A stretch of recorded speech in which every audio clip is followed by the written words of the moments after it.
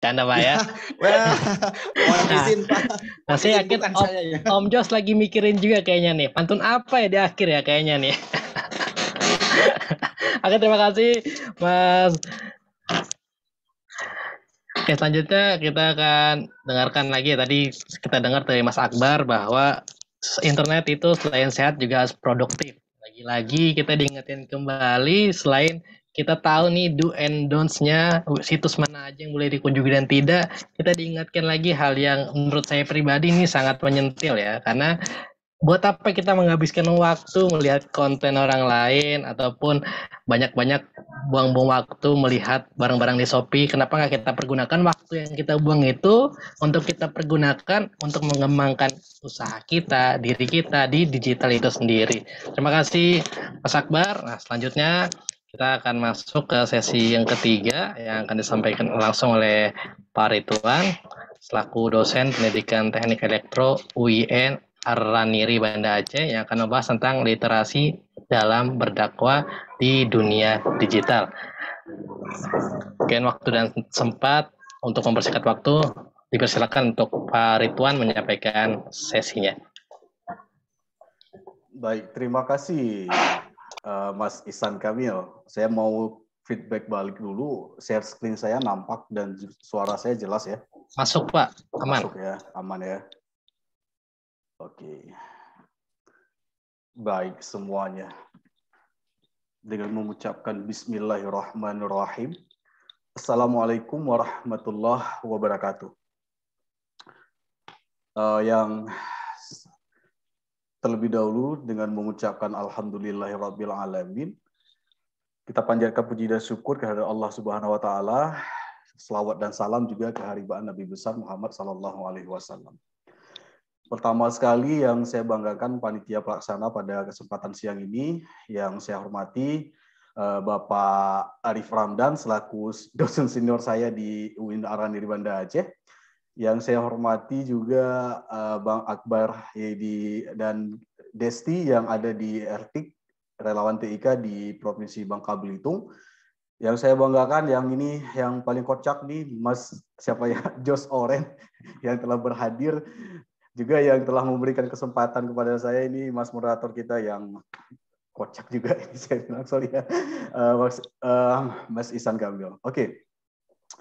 Terima kasih atas kesempatannya yang sudah, mungkin saya sudah beberapa kali juga menyampaikan materi di dalam sesi webinar ini.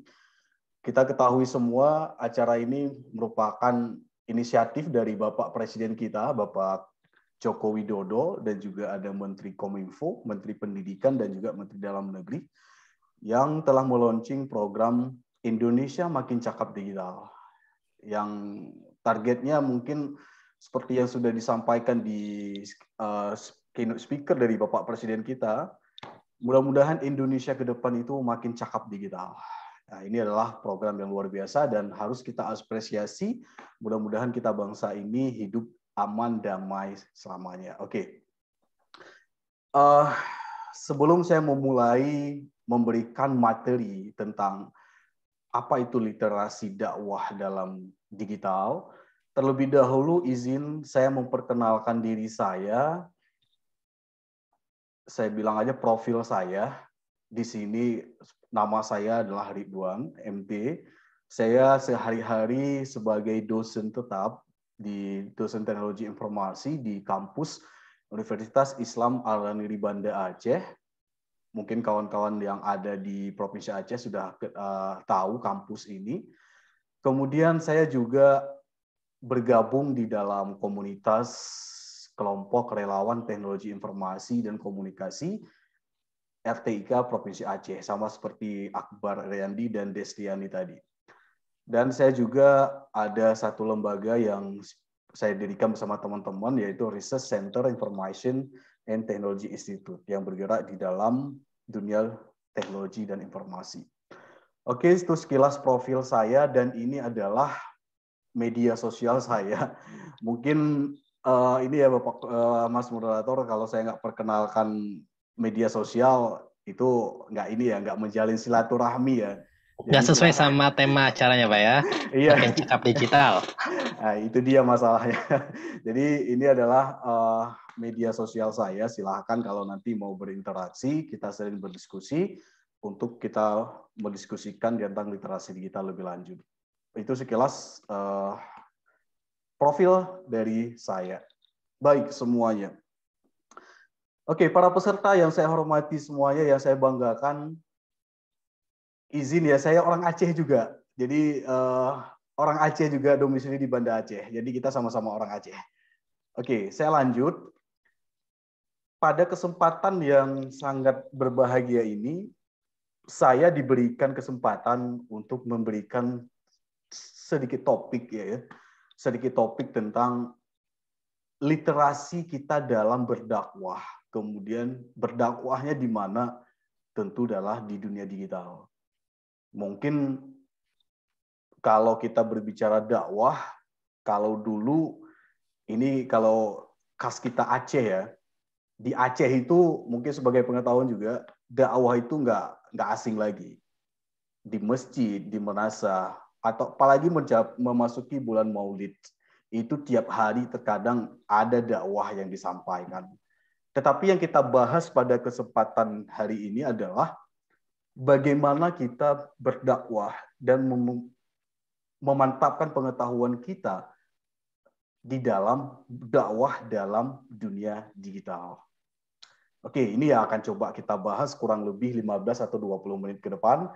Bagaimana sih etika kita? Bagaimana panduan kita dalam menggunakan media digital sebagai ajang kita untuk berdakwah. Mungkin itu poin inti yang coba saya sampaikan. Mohon izin juga kepada dosen senior saya, Pak Arif Ramdan, kalau ada salah-salah nanti mohon ditegur, karena ini saya masih junior juga di dalam menyampaikan materi ini. Oke, sebelum saya masuk ke dalam topik dakwah digital, kita sepakati dulu untuk memaknai apa sih makna dari literasi tersebut. Saya coba mereview saja. Kalau kita memahami makna literasi ini adalah bagaimana kemampuan yang ada pada diri kita masing-masing untuk menulis dan membaca yang semuanya itu bertujuan untuk meningkatkan pengetahuan kita. Ini poin pertama untuk memahami apa itu literasi. Nah, jadi kita pasti sudah memahami, kita sudah bisa menulis, sudah bisa membaca. Yang semua itu adalah untuk meningkatkan pengetahuan kita. Oke, ini makna literasi yang ingin saya sampaikan. Kemudian kita coba lanjut lagi. Kita coba lanjut lagi yaitu secara khusus di dalam memahami makna literasi agamanya. Kalau kita tadi sudah kita paham apa itu literasi, sekarang coba kita khususkan lagi di dalam bidang agama. Nah, di sini ada saya mengutip dari satu kutipan bahwa literasi agama itu adalah kemampuan kita untuk melihat antara titik temu ya, menganalisis titik temu antara agama dan kehidupan sosial, politik dan budaya. Ini dari Diane Lemore tahun 2017. Jadi yang perlu dipahami di sini adalah literasi beragama itu bukan untuk tuntutan untuk belajar tentang agama. Lebih dalam lagi maksudnya.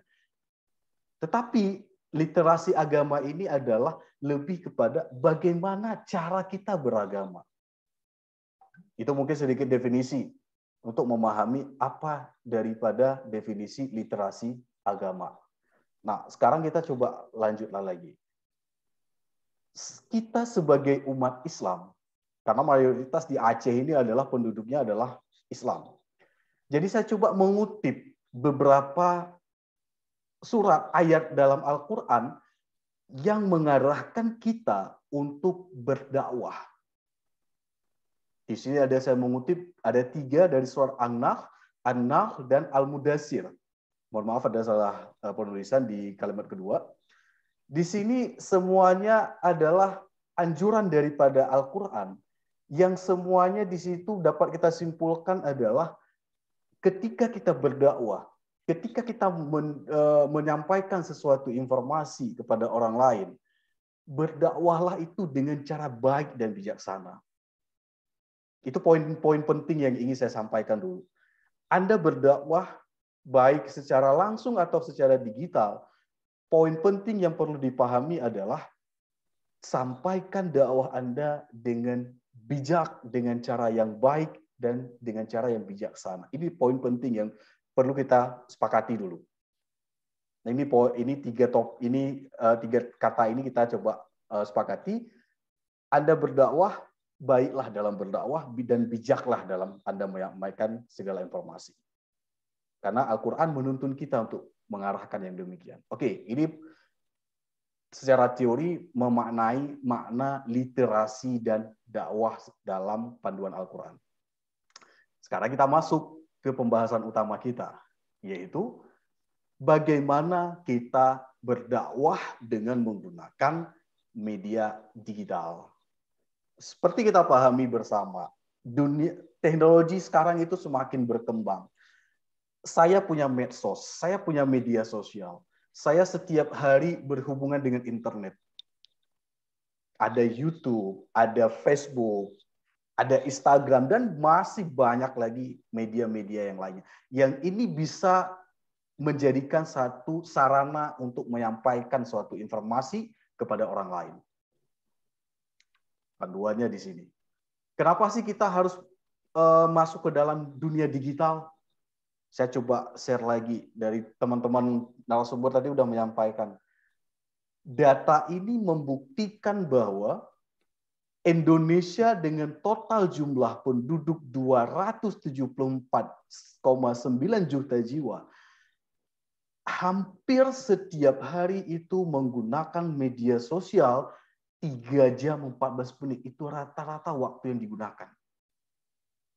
Coba lihat datanya. 62% penduduk Indonesia menggunakan media sosial, hampir 170 juta.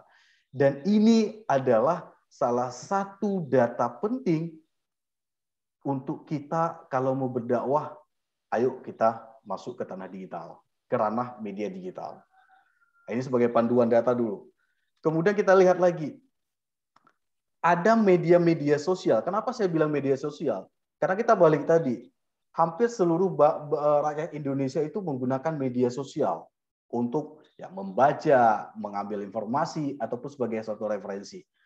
Jadi ada media sosial yang paling banyak digunakan. Ada YouTube, ada 113 juta, ada Twitter, ada Instagram, ada Facebook. Dan ini adalah kita jadikan sebagai strategi awal kita untuk kita memilih media, untuk kita memulai berdakwah secara digital.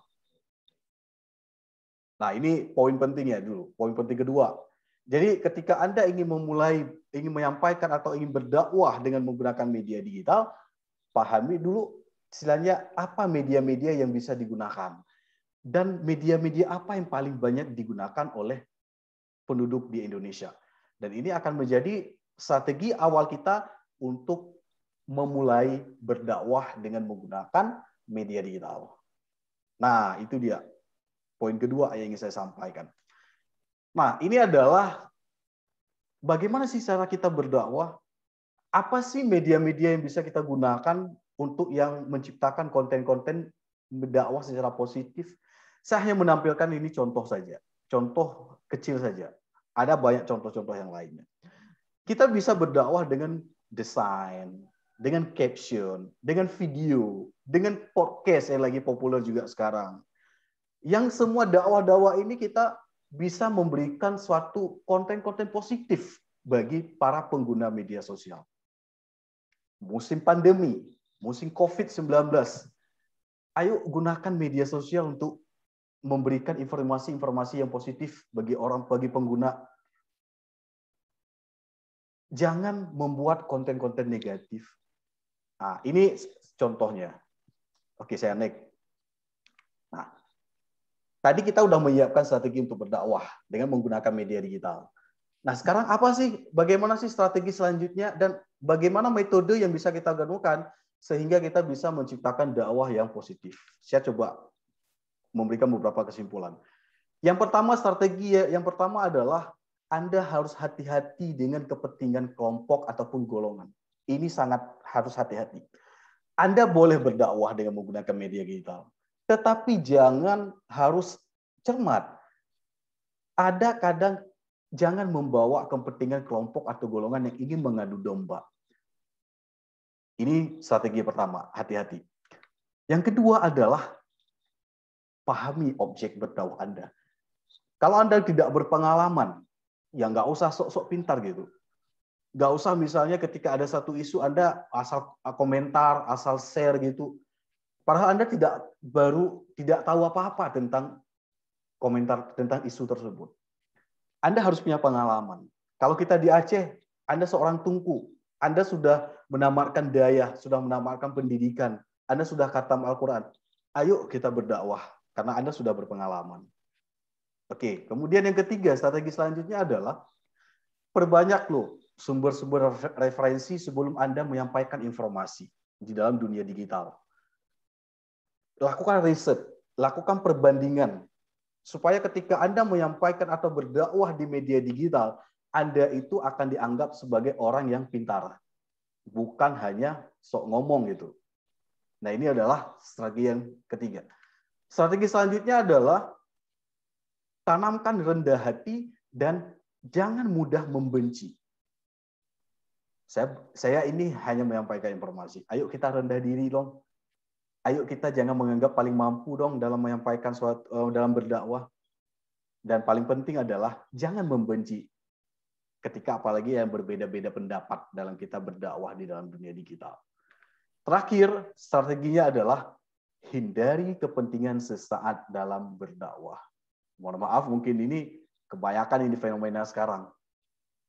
Dakwah, buat konten di YouTube, pakai peci, atau pakai yang identitas agama lah. Yang tujuannya adalah untuk meningkatkan follower, atau untuk meningkatkan subscriber. Hindari hal-hal model kayak gini. Tapi, tanamkan dalam hati Anda, dengan perkembangan dunia digital yang semakin berkembang, Anda ingin menyampaikan misi Rasulullah Muhammad SAW. Ini kalau kita agama Islam. Jadi ini poin penting yang ingin saya sampaikan juga. Oke, ini strategi ya. Saya bilang aja ini saya kutip dari beberapa sumber. Bagaimana strategi kita dalam berdakwah dalam dunia digital. Oke. Mohon izin Pak, 5 menit lagi Pak ya. Siap, Mas. Oke, yang terakhir. Ada tips yang ingin saya sampaikan ketika kita berdakwah atau menjadi pendakwah dalam dunia digital. Tips ini mungkin bisa berguna bagi kita. 1, hindari membuli. Hindari membuli. Jangan sering membuli orang. Walaupun orang tersebut berbeda pendapat dengan kita. Ini hanya beberapa tips. Selanjutnya adalah hindari memproduksi konten negatif. Mas Akbar tadi sudah menyampaikan bahaya dari konten negatif. Apalagi konten-konten yang provokatif, yang mengarah kepada adu domba. Bangsa kita ini udah capek loh dengan konten-konten yang berbau provokatif. Hindari ketika Anda berdakwah. Kemudian yang paling penting adalah Anda ketika menggunakan media digital, Anda harus meningkatkan pemahaman di bidang literasi digital. Anda harus cakap menggunakan digital. Tadi sudah disampaikan tadi bagaimana tips-tips dalam perlindungan data pribadi ataupun yang lainnya. Itu salah satu contohnya. Tips yang selanjutnya adalah waspadai. Ini yang paling ngeri. Waspadai akun palsu pengadu domba antar umat beragama di internet. Ini sering sekali bangsa kita menghadapi masalah ini. Ada akun palsu yang memang kita nggak tahu informasi, ya itu nggak jelas kontennya, yang tujuannya mengadu domba. Hindari dan waspadai. Produksi konten berdasarkan riset. Saya sudah jelasin tadi. Yang ketiga, yang selanjutnya adalah dalam Anda membuat akun untuk media berdakwah, pastikan itu Anda punya akun resmi untuk mengunggah video yang utuh. Kan sering tuh kejadian ada dakwah yang dipotong-potong, dipotong beberapa waktunya, kemudian dijadikan media untuk provokasi. Bagaimana untuk mengeceknya itu bahwa itu betul dari akun Anda? ayo Anda buat akun resmi. Kalau di IG itu ada tanda centangnya gitu, tanda centang biru bahwa itu membuktikan itu media dakwah Anda yang resmi. Sehingga nanti ketika ada video yang provokatif yang mengutip dari kutipan Anda bisa mempertanggungjawabkannya dengan menunjukkan video yang asli, yang utuh, tanpa ada potongan. Syaratnya adalah Anda punya akun resmi. Baik itu YouTube, Facebook, Instagram, Twitter, ataupun media-media yang lainnya.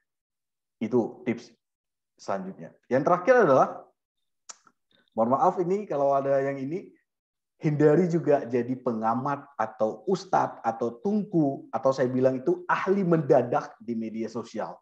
Itu banyak itu sering kejadian. Ada satu isu, sok-sokan jadi pengamat, sok-sokan jadi ahli gitu. Ada ahli COVID lah, hindari model-model seperti ini. Karena Anda sekali lagi, dakwahlah Anda di dalam dunia digital dengan berdasarkan riset dan berdasarkan referensi-referensi yang jelas. Oke, ini ya saya bilang, jangan jadi pengamat atau ustadz mendadak di media sosial. Oke, slide terakhir, ini adalah saya coba dari Kominfo. Anda punya konten, punya akun negatif ataupun yang lainnya, adukan ke sini. Biarkan Pak Polisi kita ataupun pemerintah yang akan memblok konten-konten yang berbau negatif ataupun dakwah-dakwah yang berbasis ujaran kebencian di dalam media sosial. Slide terakhir dari saya hanya sebagai kata-kata terakhir. Mungkin ini bisa jadi bermanfaat juga dari saya adalah buatlah konten dakwah tidak untuk mengejar jumlah pengikut. Tetapi buatlah konten dakwah tersebut untuk mengedukasi, memotivasi masyarakat Indonesia yang membaca ataupun mendengarkannya. Ini adalah kutipan atau saran dari saya untuk kita berdakwah secara digital. Oke, terima kasih. Mudah-mudahan bermanfaat. Dan coba nanti kalau ada pertanyaan kita coba sharing bersama-sama. Saya kembalikan kepada moderator. Terima kasih banyak kepada Pak Ridwan. Materinya sangat luar biasa sekali. Ya, tadi kita telah mendengar ya tips and tricksnya. Oke.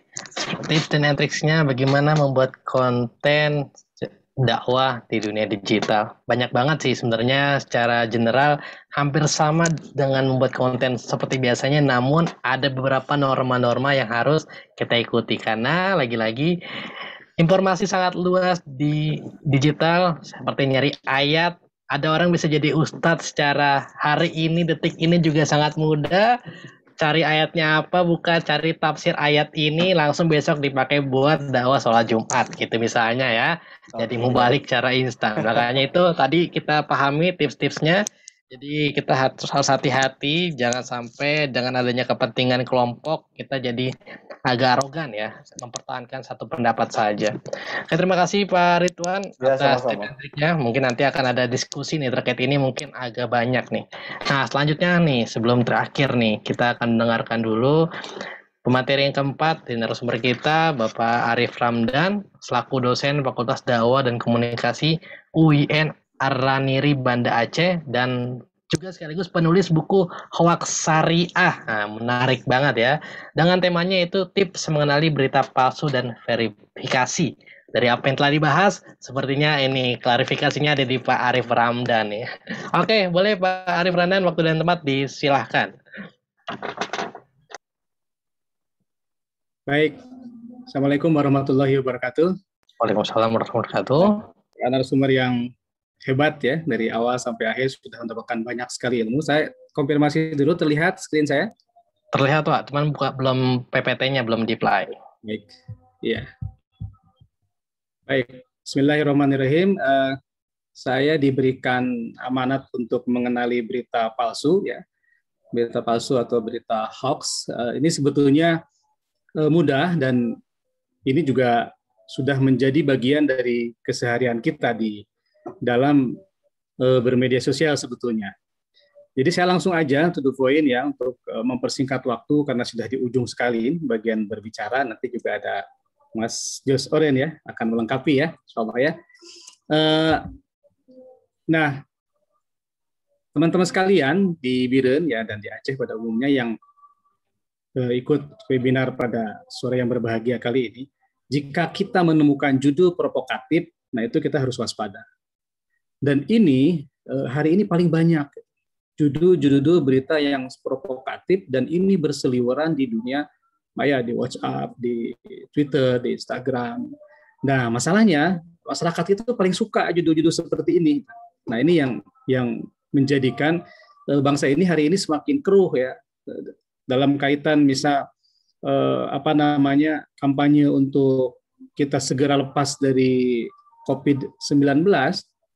Nah, dengan judul-judul provokatif yang kadang-kadang juga berkontenkan soal corona dan yang lainnya, nah ini berbahaya. Nah, jadi dikenali kalau berita palsu itu biasanya judulnya provokatif. Ini ada contoh dari Kompas ya. Jadi ini pernah heboh berita ini ketika mohon izin Pak, PPT-nya belum di play Pak.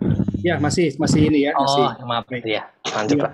Ini ada judul berita Wapres mengatakan bahwa jual minuman keras itu boleh untuk membantu kas negara. Nah, ini berita tuh viral, tapi apa yang terjadi sebetulnya ketika kita cek, sebenarnya ini berita yang diolah. Ya, berita yang direproduksi ulang oleh para pembuat konten hoax.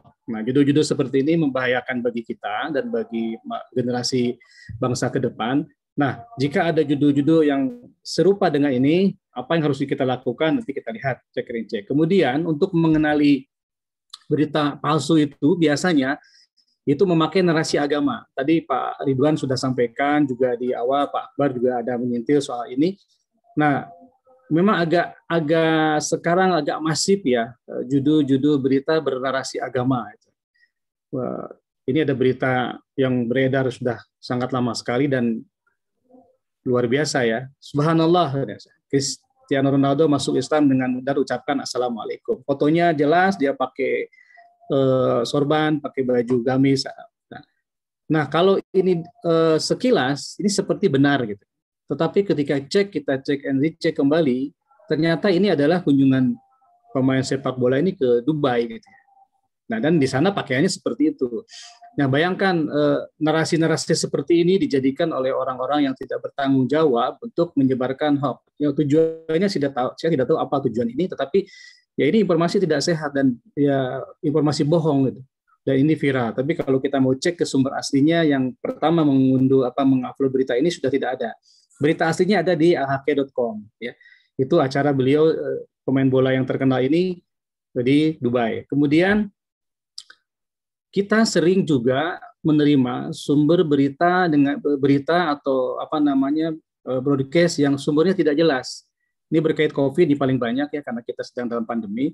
Terus setiap hari kita mendapatkan. Ini salah satu contoh saja yang saya sampaikan di sini, misal berkait dengan meninggalnya beberapa tenaga kesehatan, dokter dan yang lainnya. Nah, ini sebetulnya memang meninggal, tapi jumlahnya tidak seperti yang disampaikan di berita yang beredar ini. Dan luar biasa sekali ini beritanya bohong ya. Nah, ini diolah sedemikian rupa seolah-olah seperti ini ya. Nah, banyak yang kita terima di WA ya, di gawai kita, berita-berita seperti ini. Apalagi di masa COVID ini, Pak Ridwan sangat paham sekali, misalnya di Aceh dulu pertama kita corona, itu di awal ada berita beredar di sosial media, hanya 1 orang yang meninggal karena COVID di Aceh. Itu lengkap dengan foto-fotonya. Maka di situ ada narasi, belajarlah ke Aceh agar tingkat COVID-nya, tingkat orang meninggal COVID cuma 1 orang. Itu berita itu viral gitu. Nah, ternyata yaitu bohong gitu. Dia hanya memakai foto-foto yang sedang sholat berjamaah di Masjid Raya. Nah, fakta sekarang hari ini jumlah positif corona di Aceh terus meningkat ya, dan di beberapa wilayah juga menunjukkan gejala yang belum menurun. Nah, ini sumber tidak jelas ini sejatinya kita jadikan, terutama anak-anak muda yang ikut pada webinar hari ini di Biren, bisa. Kalau sumber tidak jelas, jangan itu dijadikan sebagai berita, sebagai informasi yang ya dilahap begitu saja. Walaupun di atasnya ada tertulis breaking news misal. Ketika itu tidak jelas dari mana sumbernya atau hanya mengoceh saja, kemudian di ujungnya ditambahkan kalimat-kalimat share jika Anda peduli Indonesia, atau jika Anda tidak men-share maka Anda tidak tidak tidak mendapatkan pahala sebagaimana yang lainnya. Nah, kalimat-kalimat seperti itu yang bombastis tadi, yang provokatif, kemudian memakai narasi agama, nah ini sering. Nah, ini kita menyesalkan sebetulnya kenapa bisa seperti ini, karena citra agama yang rusak ya, seperti itu. Baik, selanjutnya apa yang harus kita lakukan ketika kita Izin Pak Arif, ya, baik. tampilan PPT-nya belum muncul di kita. Mungkin boleh di stop share-nya dulu. Kita lihatnya tampilan layar Pak Arif. Nah, baik. Boleh ulang lagi. Sebentar ya. Muncul? Sudah muncul. Boleh di full screen cap. Nasib. Ya, diulang ya. Baik. Tadi yang memakai narasi agama seperti ini contohnya. Nah, ini luar biasa. Ya, pemain sepak bola masuk Islam, padahal foto dia berkunjung ke Dubai. Kemudian kita juga sering banyak mendapatkan broadcast di WA kita informasi-informasi seperti ini. Nah, kebetulan alhamdulillah kita punya Kementerian Informasi dan Informatika yang bisa langsung kita cek ini hoax atau tidak. Nah, cuma itu tadi seberapa mau kita mengecek sumber-sumber yang tidak jelas itu. Ya. Selanjutnya, apa yang harus kita lakukan jika kita mendapati berita-berita seperti tersebut, seperti berbau hoax itu. Nah, lakukan verifikasi seperti apa? Yang pertama, baca informasi itu secara utuh. Lihat lebih detail, teliti isinya, ya. Cek ya sumbernya dari mana. Tentu sumber yang kredibel. Kalau media, ya media massa yang sudah terverifikasi. Jadi kita melihat saat ini, banyak media-media yang muncul, ketika kita lihat, tidak jelas di mana dia terbit, tidak jelas dia apakah dia mendapatkan verifikasi dari Dewan Pers atau tidak, wartawannya sudah mengantongi UKW misal atau tidak. Nah, biasanya berita-berita hoax muncul di media-media seperti itu. Namanya juga aneh-aneh biasanya ya. Nah, kemudian jika kita menerima share informasi, tanyakan kepada si pemberi informasi itu dari mana ini sumbernya. Jangan kita langsung men-share tiba-tiba. Nah, kita harus membiasakan sharing dulu gitu ya, di-sharing dulu baru di-share, jangan sebentar-bentar share ya. Tapi harus dilihat dulu, pastikan dulu ini berita benar atau tidak. Karena ketika berita itu disampaikan begitu saja, kita juga termasuk bagian yang berdosa ketika itu beritanya berita bohong, berita palsu. Dan hari ini kita disibukkan dengan berita-berita seperti itu, sehingga masyarakat Indonesia jadi jadi antara percaya dan tidak. Kemudian pemerintah saat ini ketika misal dalam kasus COVID sedang berupaya untuk menekan laju ini dengan informasi-informasi yang sehat, datang menyerbu kita informasi kemudian yang mengajak masyarakat untuk misal tidak percaya dan jangan melakukan ini, jangan melakukan itu. Nah, ketika kita baca ajakan-ajakan seperti itu, informasinya tidak jelas, siapa yang menulisnya, sumbernya dari mana. Lah, kok kita mempercayai sumber yang tidak jelas gitu. Kok kita mempercayai tulisan yang siapa yang menulisnya nggak jelas. Nah, kalau orang cerdas akan mengabaikan itu. Nah, dengan teknologi yang ada, seperti yang sudah disampaikan tadi oleh pemateri terdahulu, pastikan kita selalu merecek and rechecknya pada mesin pencari. Search engine itu banyak ya, di kita sudah sangat familiar, ada Google, ada yang lainnya. Kita bisa mencari di situ. Jika berita itu yang muncul tidak ada misalnya di kanal media mainstream atau di media-media resmi, ya kita harus curiga. Jangan-jangan ini hoax. Nah, ketika itu sudah kita pahami sebagai berita palsu, cukup di kita, stop hanya di kita sebagai penerima, jangan kita sebarkan lagi, karena itu akan sangat berbahaya bagi kesehatan informasi di masyarakat kita. Islam mengajarkan di surat Al-Hujurat ayat 6 bahwa disebutkan di sana, wahai orang-orang yang beriman, jika datang kepadamu seorang fasik membuat suatu berita, maka bersungguh-sungguhlah mencari kejelasan, agar kamu tidak menimpakan suatu musibah kepada suatu kaum tanpa pengetahuan yang menyebabkan kamu atas perbuatan itu menjadi orang-orang yang menyesal. Nah, kadang-kadang kita menyebarkan berita bohong, kemudian tidak tahu awalnya, tapi kemudian belakangan mengetahui, kan kita jadi menyesal akan itu. Ada juga yang sudah tersebar luas, ternyata berita itu berita palsu dan merugikan satu kaum atau satu golongan yang lain yang terefek daripada pemberitaan bohong itu. Kita sudah melihat ya di sekitar kita banyak sekali terjadi, dan ini PR besar bagi kita semua, para relawan TIK, akademisi, para ustadz, para tengku ya, untuk memberikan edukasi kepada masyarakat, menyampaikan konten-konten yang betul-betul sehat. Tetapi ini juga bukan pekerjaan mudah karena sudah sangat jauh sekali perjalanan berita bohong ini bergerilya di sekitar kita dan perlu perjuangan. Baik, saya kira itu saja dan saya tutup dengan kalimat ini ya, menyebar hoax bukan bagian dari iman. Itu saja dari saya, singkat dan mudah-mudahan menjadi tips pembanding bagi teman-teman sekalian ketika ingin mengetahui dan tidak ingin terpapar oleh berita palsu. Baik, demikian. Assalamualaikum warahmatullahi wabarakatuh. Waalaikumsalam warahmatullahi wabarakatuh. Ya, ingat ya, menyebar hoax bukan bagian dari iman. Nah, untuk rekan-rekan semua pastikan dulu informasinya benar atau tidaknya, barulah kalau mau disebar, tanyakan dulu siapa yang menyebar terlebih dahulu, benar atau tidaknya. Jadi memang proses tabayun itu harus dilakukan rekan-rekan semua. Dosanya dosa jariah ya, Pak Arif ya, kalau kita asal nyebar ya. Iya. Terima kasih Pak Arif Ramdan. Nah. Setelah ini kita akan langsung mendengarkan nih sesuai namanya ya, Jos Oren. Pastinya kenapa ditaruh di akhir, karena paling jos pastinya ya, yang kita tunggu-tunggu nih. Langsung saja pada key opinion leader kita, Bang Jos Oren. Waktu dan tempat disilahkan. Assalamualaikum warahmatullahi wabarakatuh. Waalaikumsalam warahmatullahi wabarakatuh. Ini kali keduanya saya hadir di Biren. Nah, ini kangen nama kopinya yang pahit-pahit enak gitu ya. Ini sore-sore udah mulai ngantuk gitu. Ini tadi luar biasa paparannya hari ini, Bung Ihsan ya. Jadi ini sangat luar biasa. Dan ini ada beberapa pengalaman yang akhirnya yang mau saya share hari ini itu relate dengan materinya gitu. Jadi beberapa materinya itu relate yang akan saya sampaikan.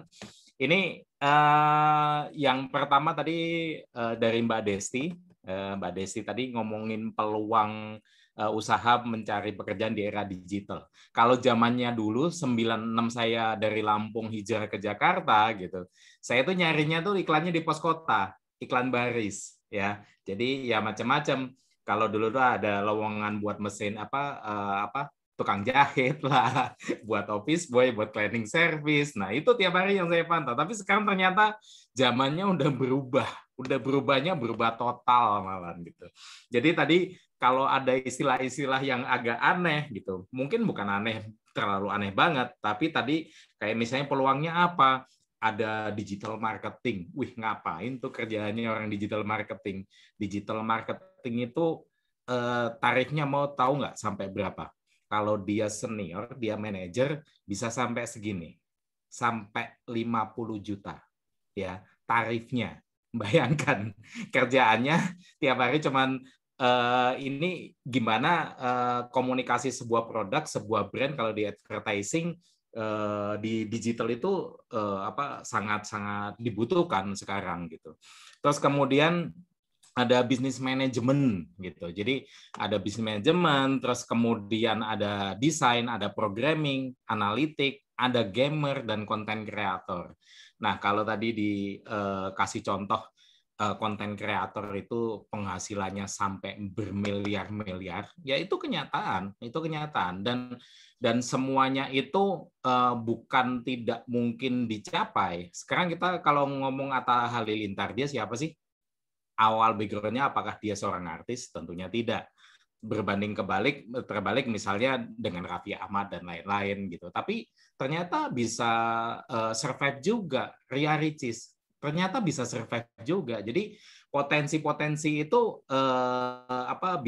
bisa mendatangkan uang ketika kita bijak dalam menggunakannya gitu. Nah, terus tadi untuk menjadi atau membuka usaha di dunia digital tadi seperti apa? Tadi kata Mbak Desti kan harus memiliki kemampuan dari diri sendiri. Kemampuan atau skillnya, soft skillnya, gue ini lebih cocoknya di mana ya? sebagai content creator kah, atau digital marketing kah, atau misalnya gue sebagai programming, ya. Terus kemudian dari situ sering ikut pelatihan, ya mungkin seminar, atau banyak nonton konten-konten yang bermanfaat di YouTube, banyak banget kok cara belajar untuk menjadi peluang bisnis di dunia digital gitu. Nah, terus terakhir ini yang saya suka, coba aja dulu gitu. Kamu tidak akan pernah tahu, kamu tidak akan pernah mengalami, kamu tidak akan pernah tahu bahwa nanti ini ada hasilnya kalau kamu nggak pernah nyoba gitu. Jadi ada istilah, kamu yakin dulu baru percaya atau percaya dulu baru yakin, ya? Yakin dulu baru percaya atau percaya dulu baru yakin, Mas Ihsan? Saya yakin dulu. Yakin dulu. Ya. Yakin dulu, kemudian akan yakin dengan hasilnya yang kita dapat. Oke, terus tadi Bung Akbar Yadi tadi menyoroti internet sehat, ngomongin industri kita udah 4.0, semuanya berubah, perilakunya konsumen berubah, teknologinya berubah, industri itu sudah menjadi revolusi kalau bilang sekarang ya. Revolusinya luar biasa. Kalau dulu kita ketinggalan dompet pusing, aduh dompet gue ketinggalan. Sekarang ketinggalan dompet nggak apa-apa, nggak pusing. Ketinggalan handphone, semuanya itu udah benar-benar, kalau dulu bilang Nokia adalah live in hand, ini benar-benar terjadi live in hand. Ngomongin 10 tahun yang lalu dengan sekarang, luar biasa gitu. Jadi revolusi teknologinya luar biasa. Terus tapi ketika ngomong internet tadi yang sehat seperti apa, ketika kita menggunakan seperti apa, tapi jangan lupa bahwa ada privacy, terus kemudian ada perlindungan data diri, jangan diumbar seenaknya, ya, yang akhirnya menimbulkan apa? Menimbulkan ada penipuan online. Terus kemudian kita juga banyak kalau tidak menggunakan dengan bijak, akhirnya ada cyberbully, banyak orang yang akhirnya perangnya di misalnya di Facebook gitu ya, perangnya di Facebook, komen-komenan apa segala macam, ketemunya kemudian udah bawa parang, saling bunuh-membunuh. Jadi kalau diibaratkan bahwa internet itu sebuah mata pisau, dia tajamnya bisa membunuh, tapi juga sangat berguna kalau kita menggunakannya dengan bijak, ya, kurang lebih seperti itu. Terus tadi dari Bung Ridwan ini, saya manggilnya Bung aja ya biar kelihatan muda, atau Bro Ridwan.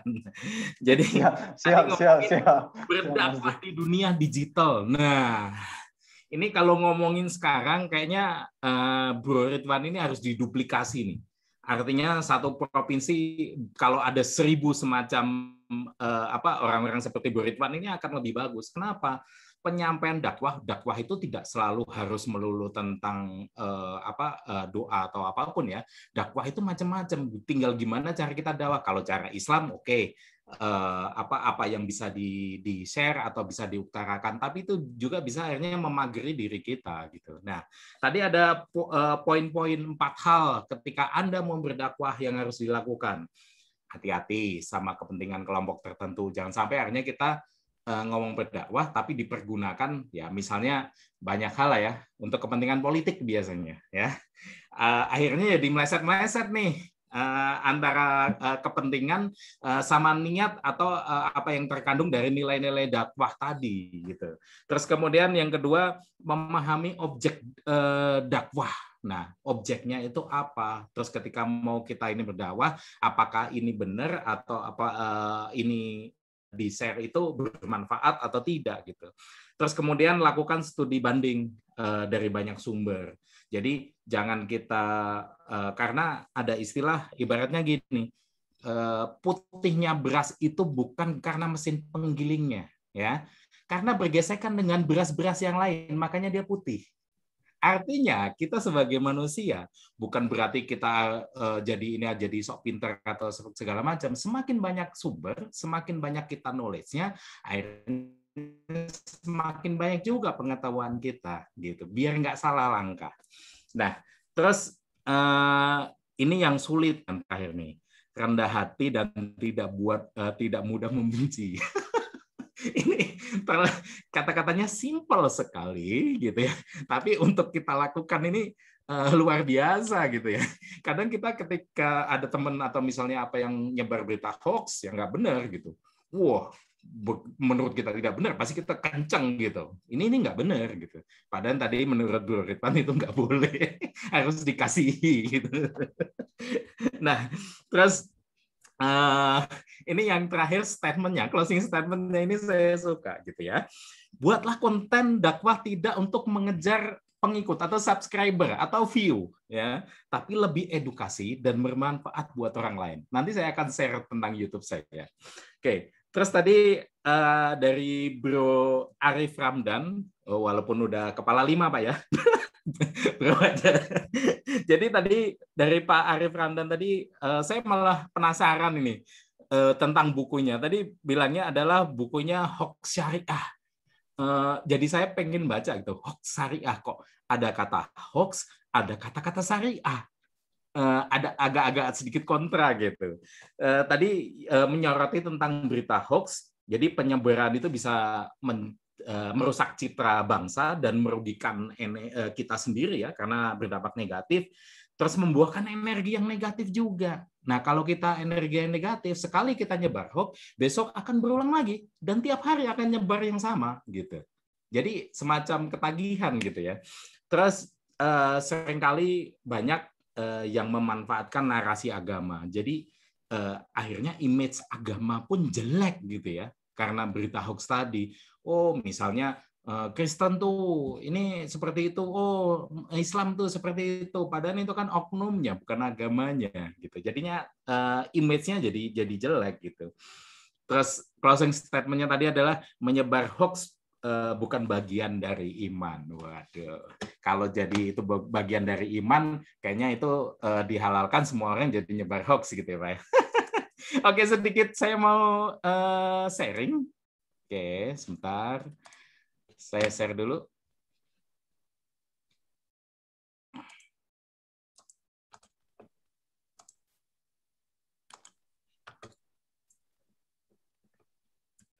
Oke, terlihat Pak ya?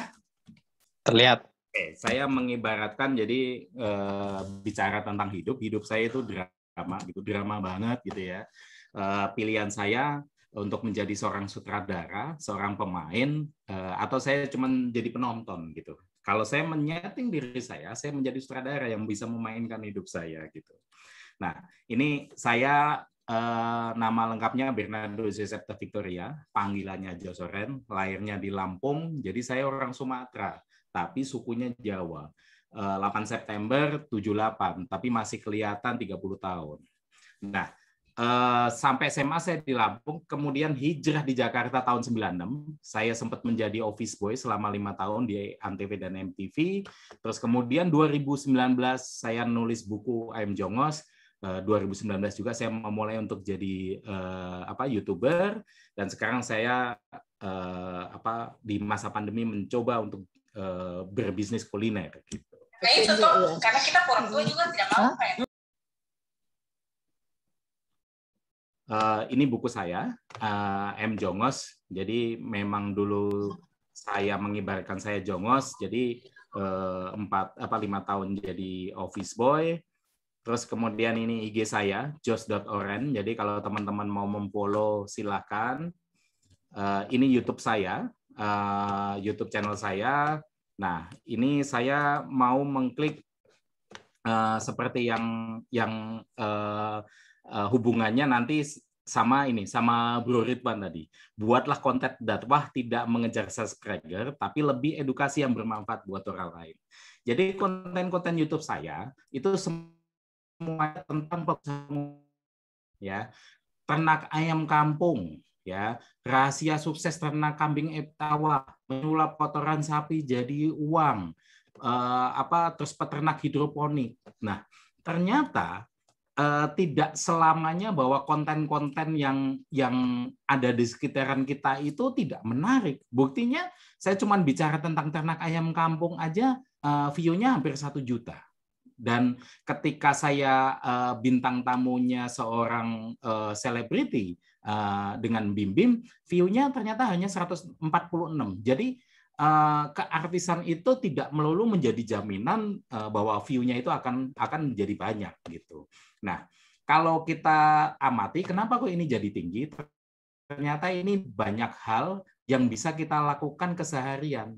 Dan ketika kita membuat konten setiap kontennya yang fokus, terus kemudian kita terarah kemana, ya insya Allah itu bisa mendatangkan subscriber dan akhirnya mendatangkan revenue tersendiri gitu loh buat kita.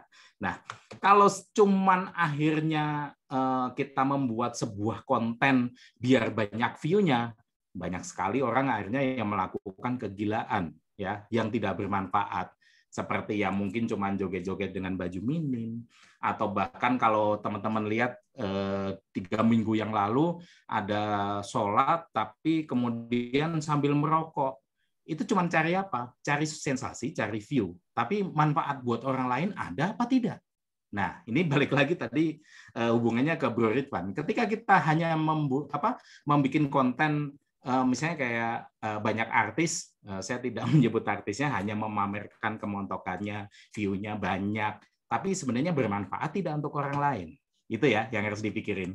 Oke, terus kemudian saya juga kolaborasi sama Bim Bim Strength, saya bikin channel Planet Potlot, tapi masa pandemi ini kita stop dulu, jadi kita belum mulai lagi. Oke, terus ngomongin tadi hubungannya sama digital marketing, tadi yang diomongin Mbak Desti bahwa personal branding itu sangat penting gitu ya. Nah ini personal branding, saya itu kemana-mana pakai baju orange, kemudian mobil saya juga orange. Nah suatu hari ketika mau kita mendapatkan pekerjaan untuk syuting iklan parabola Orange TV, jadi waktu itu setelah beberapa kali meeting, ya ownernya ini tidak ikutan. Nah, ketika pas terakhir kali kita final pre-pro namanya, mau ikutan, terus kemudian saya dikenalin, Pak, ini Pak Jos yang mau bikin iklannya gitu. Mau bikin iklannya, Pak Jos ini bajunya orange loh, Pak, sepatunya orange loh, Pak, mobilnya juga orange. Terus kemudian Pak Hidayat waktu itu, oh ya udah, Pak Jos dia bintang iklannya. Nah, terus kemudian itu masih di lobby. Kita masuk ke ruang meeting, presentasi, terus kemudian kita tunjukin nominasi untuk yang memproduksi iklannya, jadi bintang iklannya. Terus beliau bilang, loh kan tadi saya bilang Pak Jos yang jadi bintang iklannya, dan kita masih berpikir semuanya tuh masih bercandaan gitu.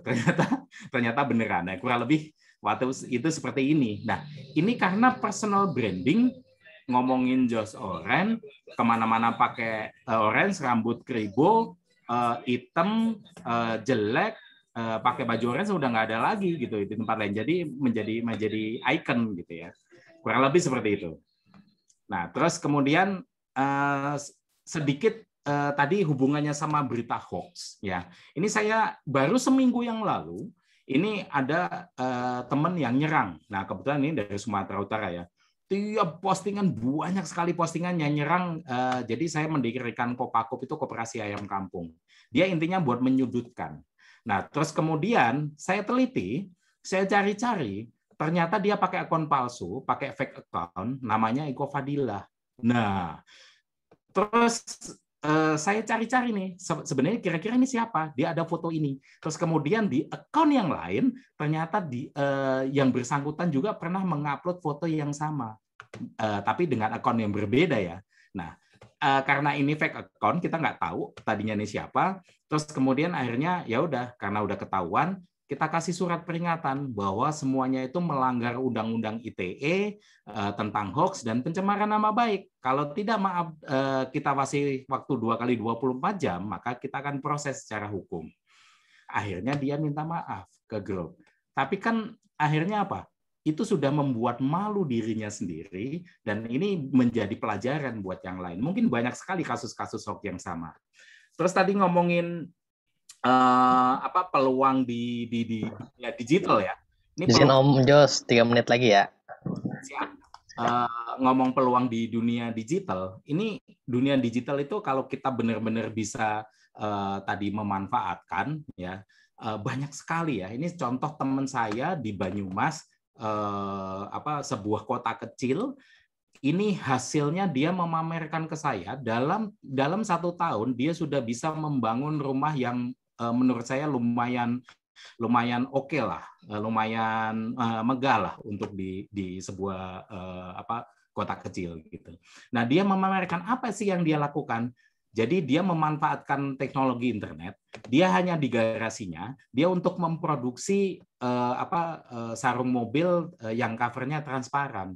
Jadi dia punya 3 karyawan, dikirim dari Banyumas, terus kemudian pemasarannya ini melalui online. Nah, ini salah satu marketplace. Jadi dia iklankan semuanya dari Banyumas. Terus kemudian kalau kita lihat di sisi paling kanan, ya, ini penghasilan dia selama setahun hanya dari satu marketplace. Padahal ada marketplace yang lain yang dia dapat, dan kemudian ini masih di luar IG, di luar Facebook, maupun penjualan secara langsung gitu.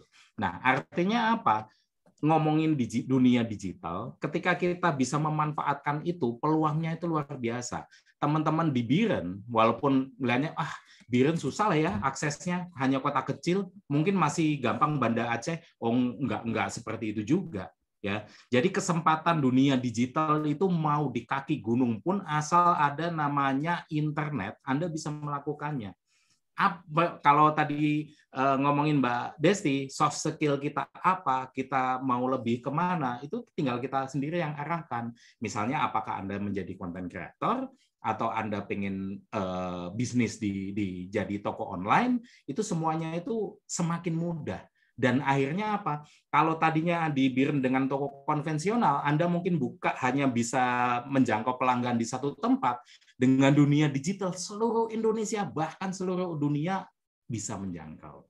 Itu aja sih sharing dari saya. Terima kasih atas kesempatannya. Assalamualaikum warahmatullahi wabarakatuh. Waalaikumsalam warahmatullahi wabarakatuh. Mantap sekali kan? Kenapa ditaruh di akhir, emang paling jos pokoknya ya.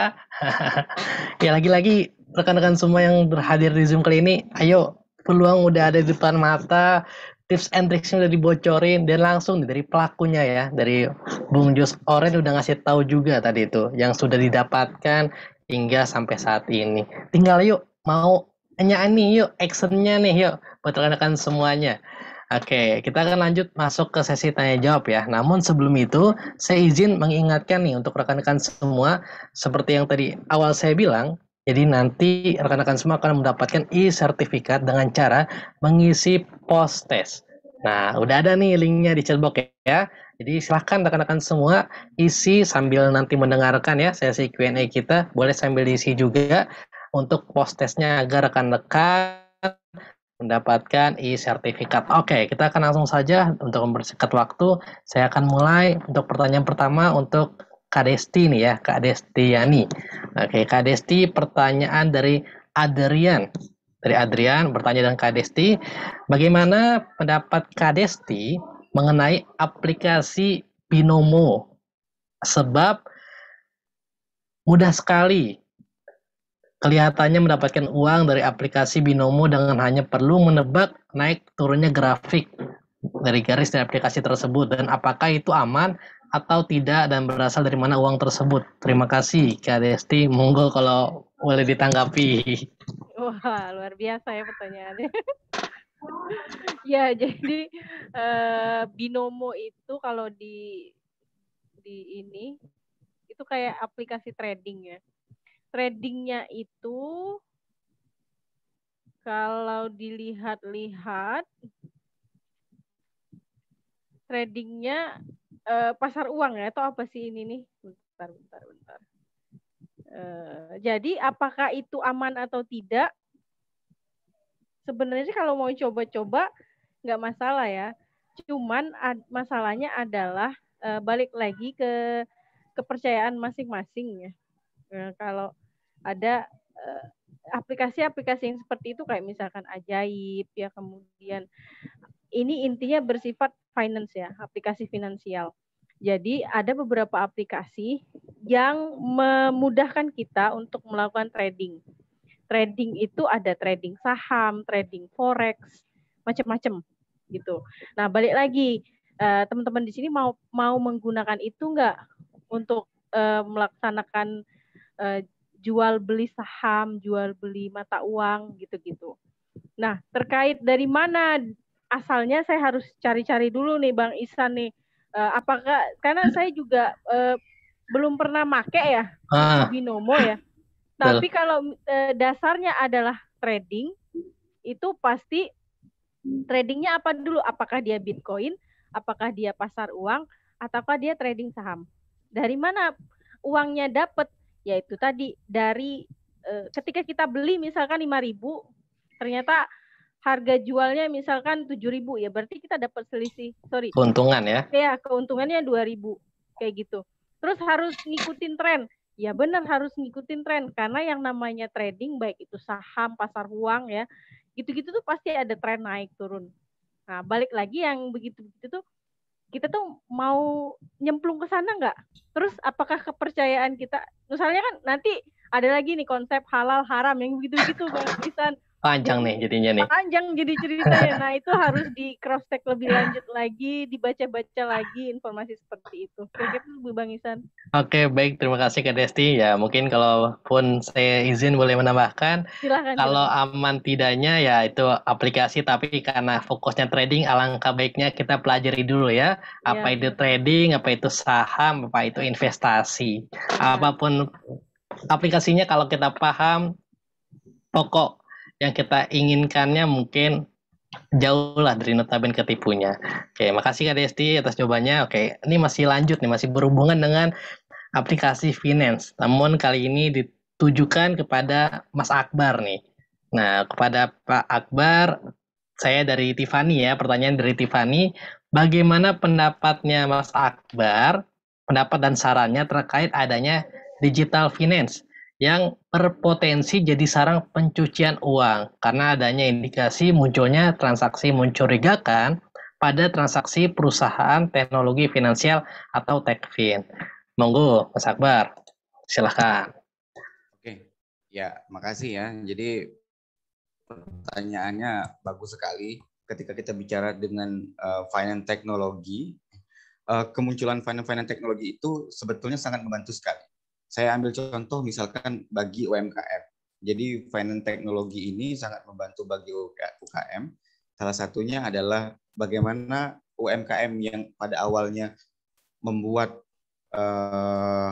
buku harian keuntungan itu secara konvensional, buku saku biasa, dengan adanya finance teknologi ya, itu UMKM jadi banyak terbantu.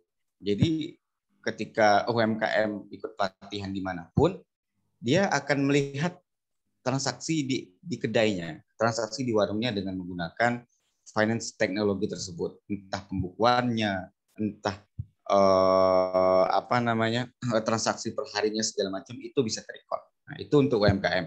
Kemudian terkait dengan kasus pencucian uang dan segala macam, saya rasa tentu kita harus melihat banyak sekali aplikasi yang apalagi yang rentan sekali money laundry gitu ya, pencucian uang. Namun ada beberapa hal yang harus kita pahami terkait dengan aturan-aturan yang berlaku di Indonesia. Sebagai contoh, aplikasi-aplikasi tersebut harus diawasi, minimal ada sebaran flyer dan logo dari Otoritas Jasa Keuangan. Nah, kitalah yang memprotek diri kita untuk tidak terjerat di finance teknologi yang abal-abal tersebut. Nah, salah satu contohnya adalah yang tadi, harus lihat dulu investornya dari mana saja. Kayak bank lah. Bank itu kan jelas. Jadi bank itu terbuka, dia memegang sahamnya siapa, kemudian investornya siapa aja, kemudian pembagian labanya segala macamnya mereka serba transparansi. Nah, semuanya di kita yang lihat. Kalau kita melihat bahwa ini terbuka dan sangat diproteksi oleh pemerintah Indonesia, oke, kita lanjutkan di sana. Tapi kalau kita melihat feedbacknya tidak bagus, kemudian kita melihat juga banyak orang yang komplain, hindari. Gitu. Seperti itu mungkin Mas Ihsan dari saya. Makasih. Terima kasih banyak Mas Akbar. Ya, jadi lagi-lagi kita mesti cek and recheck terlebih dahulu OJK-nya ya kalau udah berhubungan dengan keuangan. Dan mungkin saya juga mau ngasih tambahan sedikit ya karena ada pengalaman. Jadi kalau udah ada urusannya dengan keuangan, lagi-lagi kita bisa cek nih perusahaan itu di Google. Biasanya kalau emang tuh ada penipuan, itu akan ada komen-komen paling atas trending banget tuh komentarnya. Biasanya kalau emang itu ada hubungannya dengan penipuan. Oke, terima kasih. Kita lanjut ke pertanyaan selanjutnya. Nah, ini kita coba ke Pak Arif Ramdan dulu nih. Kayak Pak Ridwan terakhir nih, karena pertanyaan buat Pak Ridwan nih cukup hangat sih isunya untuk saat ini, sebenarnya. Kita ke Pak Arif Ramdan dulu ya, ke Pak Arif Ramdan. Pertanyaan dari Pak Jalimin, dari Sekjen Aji Biren. Oke, untuk Pak Narsum, Pak Arif Ramdan, pertanyaannya, untuk memverifikasi sebuah informasi di dunia medsos diperlukan cek and recheck atau tabayun. Bagaimana trik mengecek informasi dari jutaan situs di dunia maya? Adakah aplikasi yang bisa digunakan untuk mengecek situs itu benar atau hoax? Terima kasih. Monggo Pak Arif. Ya, banyak sebetulnya ya Pak Jalimin ya.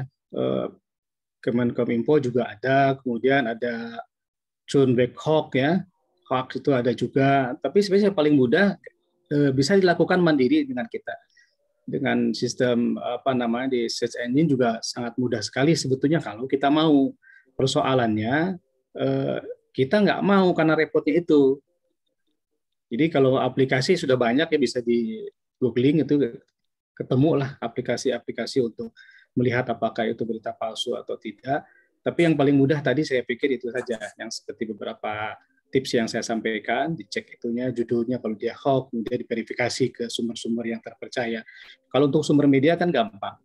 Di Indonesia itu kan aturan jelas, Dewan Pers mengeluarkan peraturan untuk media-media yang jelas itu yang terverifikasi. Kalau media tidak terverifikasi, ya kita juga harus hati-hati. Makanya kita banyak melihat nama-nama media itu yang belakangan ya nggak jelas, nama-namanya bombastis juga gitu situs-situsnya. Seperti itu Pak Jalimin. Terima kasih Pak Arif Ramdan. Oke, berarti lagi-lagi ya itulah PR kita semua ya. Kalau memang mau dapat sesuatu yang baik, ada prosesnya. Ya kalau Pak Haji Roma Irma bilang yang haram-haram lebih mudah ketimbang yang gampang-gampang. Nah, selanjutnya dari Tiffany untuk Kak Jos Oren. Oke, pertanyaannya untuk Kak Jos Oren, hoax seringkali berada di media sosial. Banyak pengguna medsos yang dirugikan akibat penyebaran berita hoax. Saya ingin bertanya, seiring banyaknya berita hoax yang beredar di sosial media, apa upaya pemerintah dalam mengurangi peredaran berita hoax di media sosial? Terima kasih. Monggo, Kak Jos Oren. Sebelum menjawab yang pertanyaan Tiffany, saya cuma mau menambahkan aja tadi terkait dengan aplikasi maupun trading atau apapun itu ya yang ditujukan tadi ke Mbak Desti. Ya, tidak ada cara yang mudah, cara yang tercepat itu untuk menjadi orang sukses, untuk mendapatkan sesuatu. Jadi kalau mudah, udah itu lupakan, ya, karena semua itu butuh proses. Oke, saya jawab ke Mbak Tiffany yang barusan. Langkah apa sebenarnya pertanyaannya tadi ke pemerintah gitu ya? Mungkin agak diubah sedikit gitu ya. Pertanyaannya kira-kira seharusnya apa sih yang dilakukan oleh pemerintah? Nah, ini yang punya gawe hari ini nih, teman-teman dari Kominfo gitu ya. Bagaimana cara mencegahnya? Sebenarnya banyak sekali cara-cara mencegahnya gitu ya. Tapi yang paling signifikan, yang paling yang harus diberi efek jera adalah si pembuat hoax-nya. Ya, itu yang pertama. Kalau penyebar, rata-rata sekarang yang banyak kena itu akhirnya yang tertangkap itu penyebarnya. Sementara si pembuatnya itu boleh dibilang tidak tersentuh. Hal ngomongin di jejak dunia digital gitu ya. Mau dari manapun, mau dari IP-nya kita akalin misalnya dari luar negeri atau apapun, itu tuh masih bisa dicari. Gitu. Jadi kembali lagi sebenarnya, kalau langkah apa sebenarnya cara memagari diri sendiri ya seperti yang tadi Pak Arif sampaikan dari diri kita sendiri gitu. Tapi kalau langkah apa yang dilakukan salah satunya sebenarnya hari ini literasi ini adalah kita bisa sharing atau misalnya berita yang menyesatkan atau yang hoax itu seperti apa. Jadi kalau ngomongin bukan hanya tanggung jawab pemerintah ya, tapi kita bersama artinya kalau ada teman atau keluarga ya kita tinggal ingatkan. Ya, kalau tidak tahu, kita beritahu, kasih pendidikan. Banyak sekali misalnya di WA group atau di Facebook, mereka hanya membaca judulnya menarik, tentang apapun ya, tentang COVID lah, tentang Presiden Jokowi. Nah, balik lagi kalau proteksi dari diri kita sendiri. Terus kemudian kalau ada temannya diingatkan bahwa itu beritanya tidak benar, tapi dengan fakta, nggak usah pakai otot, gitu ya. Terus yang ketiga, ini PR-nya Kominfo ya. Jadi nanti bisa disampaikan ke Kominfo langkah pemerintah itu apa untuk menangkal A, B, C, D, E, F, G tadi. Terima kasih. Terima kasih, Bang Jos Oren. Kirain Bang Jos Oren mungkin punya jabatan nggak aja ngomongin info, makanya ke Bang Jos Oren. Terima kasih banyak jawabannya. Oke, selanjutnya terakhir nih untuk Mbak Ridwan dari Muhammad Khoidir Irfan. Pak, bagaimana pendapat Bapak apabila dakwah dilakukan dengan metode yang salah atau kurang tepat ya, seperti merujuk pada kekerasan, pemaksaan, atau melanggar nilai-nilai kemanusiaan, cenderung seperti ada paham radikalisme, terorisme, atau ekstremisme? Itu pertanyaan pertama. Selanjutnya, karena kita sebagai generasi muda yang mungkin cenderung melihat pola dakwah seperti itu, takutnya kita pun akan terkontaminasi. Lalu bagaimana cara kita memahami atau menghindari hal-hal dengan metode dakwah seperti itu? Monggo Pak, mungkin boleh dibantu Pak. Oke. Saya coba menjawab ya dari apa yang ditanyakan tadi di kolom chatting. Kalau misalnya yang pertama tadi ada suatu konten dakwah yang memang menggunakan metode yang salah, misalnya merujuk pada kekerasan, pemaksaan, atau melanggar nilai kemanusiaan. Sebenarnya simple aja sih kalau misalnya menemukan dengan konten-konten yang demikian. Saya pengalaman seringkali itu baik di media sosial ataupun di di website itu. Kalau saya menemukan dengan yang dakwah-dakwah yang model demikian atau penyampaian informasi yang salah, saya sering langsung kasih komentar di situ. Misalnya ada saya temukan satu konten yang memang berbau provokasi. Ya udah saya langsung cari sumbernya yang asli, kemudian saya langsung komentar di bawah bahwa yang Anda share itu salah, ini yang benarnya. Itu yang pertama itu. Kemudian kalau misalnya yang berbau kekerasan dari seorang pendakwah itu yang berbau provokasi. Seperti fenomena yang saya sampaikan tadi, sekarang kan banyak muncul ustadz-ustadz atau tungku-tungkuan, kalau saya bilang itu ustadz Facebook gitu ya, atau ustadz Twitter gitu ya. Anda harus cek dulu profil dia itu apa sih. Makanya tadi dia bilang Anda harus kuat referensi di sini. Cek profilnya, kemudian kalau ada akun yang demikian, cek apakah itu akunnya itu akun beneran nggak ketika dia itu. Kalau tadi kan seperti Mas Joy tadi bilang, saya punya akun-akun yang memang asli, terverifikasi. Itu ya mungkin poinnya yang ini ya. Terus yang pertanyaan kedua tadi apa ya? Sorry, saya lupa tadi. Halo, Mas Moderator? Maaf, oke, saya belum unmute. Oke, yang kedua tadi karena takutnya pola yang kita lihat nih seperti dakwah-dakwah yang berujung cenderung seperti radikalisme, terorisme, atau ekstremisme. Nah, bagaimana kita nih sebagai generasi muda memahami itu dan kalau bisa menghindari itu langkahnya seperti apa? Oke, simpel aja sih. Kalau saya simpelnya maksudnya gimana? Kalau misalnya di media sosial ada yang berbau yang mengarah demikian, udah blok aja gitu. Di blok aja kalau misalnya nggak pokoknya jangan di-share lagi lah. Kalau saya sih simpelnya di blok aja. Di blok kemudian udah selesai masalahnya. Kalau Anda menemukan yang memang berbau dengan yang berbau kekerasan seperti yang disampaikan tadi. Nah, itu mungkin jawaban singkat dari saya. Kemudian terakhir saya ingin coba komentari sedikit dari apa yang dari pertanyaan tadi ya, yang karena ini kan fenomena juga sekarang ya, yang mengenai yang investasi online, kemudian yang trading yang tadi gitu. Saya sependapat dengan yang Mas Jos tadi bilang. nggak langsung instan lo bisa kaya gitu. masa 1 hari langsung bisa kaya gitu kan. Nggak langsung gitu. Tips dari saya adalah kalau Anda menemukan suatu investasi atau yang berbau trading demikian, kita sebagai umat Islam itu kan harus pahami dulu itu halal atau haram gitu. Kalau halal itu pemasukannya, udah next gitu. Tapi kalau haram, nggak usah. Jangan lanjut gitu. Bagaimana cara mengetahui itu halal atau haram? Tanya ke ustadz-ustadz yang memang misalnya udah punya ilmu di bidang tersebut. Cari referensi pada YouTube atau video-video yang membahas tentang investasi atau trading tersebut. Kalau kesimpulannya haram, ya udah nggak usah lanjut. Kalau kesimpulannya halal diarahkan, oke, next. Itu mungkin sedikit pendapat.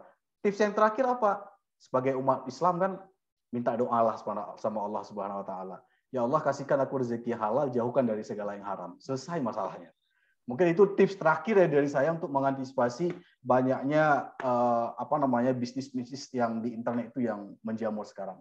Mungkin itu saja dari saya, Mas moderator, saya kembalikan. Terima kasih Pak Ridwan. Ya, lagi-lagi kalau ada yang bisa ya bisa kita langsung kaya 1 hari bisa. Kalau kata orang PH tuh itu semua hanya iklan.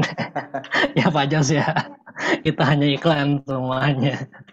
Ya, lagi-lagi kita diingetin kembali nih. Bisa melipat gandakan uang gitu ya bicara. Kenapa nggak melakukannya aja sendiri? Gitu, maksudnya pasti nyari orang juga kan namanya kan. Dia nggak punya uang dong. Ya, lagi-lagi kita juga diingatkan terkait ya ambil yang baik-baik saja, yang buruk tinggalkan. Lagi kalau kita ngomongin digital tuh ingat digital itu ada sistem IA ya, artificial intelligence. Kalau kita selalu ngikutin hal yang buruk, sampai kapanpun kita akan dikejar. Ya seperti kita diikuti dengan iklan. Kita di Shopee lagi iseng-iseng nyari tas, secara nggak langsung diikuti terus dengan apapun yang berbau dengan tas. Ya jadi itulah segala informasi kita pilih dengan sebaik mungkin. Dan saya juga selalu ingat kata-kata Bang Jos ya, sehat, pikiran kita juga harus sehat. Semakin kita selalu dikontaminasikan dengan informasi-informasi yang menurut kita kurang baik, maka itu akan mengubah pikiran kita yang awalnya sehat, yang berdampak juga pada tubuh kita. Oke, tidak terasa kita sudah hampir sampai di pojok acara. Saya ingatkan kembali untuk rekan-rekan semua ya. Jadi untuk mengisi post-testnya agar nanti rekan-rekan dapat sertifikat. Namun sebelum itu tadi seperti di awal saya bilang akan ada hadiah untuk 10 penanya terpilih. Jadi saya akan umumkan dulu ya. 10 orang yang mendapatkan voucher Rp100.000 ya. Ini bisa nih. Kalau ikut seminar Kominfo bisa kaya ya. Lumayan. 1 kali ikut 1 pertanyaan 100.000. 10 kali ikut 1 juta. Ya, oke. Yang pertama dimenangkan oleh Pak Jalimin ya, Pak Jalimin. Lalu yang kedua ada Muhammad Khedir Irfan. Yang ketiga yang mendapatkan voucher senilai Rp100.000 Adrian. Yang keempat Tiffany. Kelima Vincent. Yang keenam Nabila Putri. Yang ketujuh Rahmat. Yang kedelapan Rauzatul Jannah. Yang kesembilan Andri Kurniawan, yang ke-10 Nurul Fatmawati ya. Selamat untuk seluruh para partisipan yang mendapatkan hadiah senilai Rp100.000. Nah, untuk itu sebelum kita selesai, boleh yuk rekan-rekan semua dinyalakan, on-kan videonya, karena seperti biasa kita akan berfoto bersama dengan narasumber kita yang sangat luar biasa pastinya. Oke, banyak sekali yang on video ya, ternyata masih banyak yang stay cool, yang stay mendengarkan program ini hingga akhir ini. Oke, boleh nyalakan kameranya semuanya. Kita akan ada 3 sesi foto. Yang pertama, oke, mukanya boleh dong kasih agak senyum dikit ya. Jangan tegang-tegang depan kameranya, boleh. Ini kesempatan ini foto bareng sama Mas Jos nih. Nah, itu. Jadi besok bisa cerita. Saya pernah foto bareng dengan Pak Jos Oren. Nanti Mas Jos kasih voucher juga nanti kalau foto ini. Seenggaknya abis ini kita bisa nge-tag ya Instagramnya Om Jos dan kita bisa di-repost. Oke, ya semuanya boleh nyalakan videonya. Oke, sip. Oke, hitungan ketiga kita foto formal terlebih dahulu ya. Oke, lihat ke kamera semua, boleh 1, 2, 3 senyum. Oke, tahan, boleh tim foto. Oke, Sekarang kita foto kedua, boleh tangannya dikepalkan seperti ini. Kita harus semangat menghadapi kondisi saat ini. Siap. Boleh dikepal seperti ini. Hitungan ketiga, tim boleh dibantu. 1, 2, 3. Oke, terakhir boleh semuanya kita pakai salam literasi. Semuanya kita sukseskan program ini untuk membuat Indonesia makin cakap digital. Oke, 1, 2, 3. Tahan. Oke. Sangat luar biasa sekali, boleh kasih aplaus yang luar biasa untuk kita semua yang bertahan hingga sore hari ini. Tidak terasa kita sudah sampai di penghujung acara. Sebelumnya seperti biasa saya mengucapkan ribuan terima kasih kepada narasumber kita yang luar biasa. Ada Kak Desti, terima kasih banyak Kak Desti, Kak Akbar, Pak Ridwan, Pak Arif, dan juga Bung Jos Oren yang telah meluangkan waktunya. Dan pastinya saya juga tidak lupa untuk seluruh partisipan yang hadir hingga sore hari ini, dan selamat kepada 10 penanya terbaik yang mendapatkan hadiah. Nanti akan dihubungi oleh tim kami. Dan saya sebelum ditutup, saya juga nggak mau kalah sama Mas Akbar, saya juga punya pantun. Ya, jalan-jalan ke Benteng Indrapatra. Boleh dong kasih cakep ya, kalau pantun. Cakep. Siap. Oke, ulang ya. Jalan-jalan ke Benteng Indrapatra. Cakep. Ya, Aceh tuh. Jangan lupa mampir ke air terjun Kuta Malaka. Oke, salam literasi digital Indonesia dan sampai bertemu di acara Kominfo selanjutnya. Saya Ihsan Kamil mewakili tim yang bertugas hari ini. Sampai jumpa semuanya. Wassalamualaikum warahmatullahi wabarakatuh. Waalaikumsalam. Warahmatullahi wabarakatuh. Izin Bang Makasih, Akbar, makasih Desti, Bang Ridwan. salam. Pamit. Sampai ketemu lagi Mas Jos. rekan semua. Dadah. Thank you. Arif. Sehat-sehat semuanya. Teman-teman semua ya. Pak Arif. Sehat Amin. selalu. Makasih Mas Ihsan. Sampai ketemu di Bangka Belitung Assalamualaikum warahmatullahi wabarakatuh. dan di Yang Banda mau buku Aceh. Japri ya, yang mau buku Japri nanti ke panitia. Nah, ini saya lupa promosiin Pak tadi Pak. Oke, Pak, sampai Pak. jumpa semuanya. Siap, terima kasih.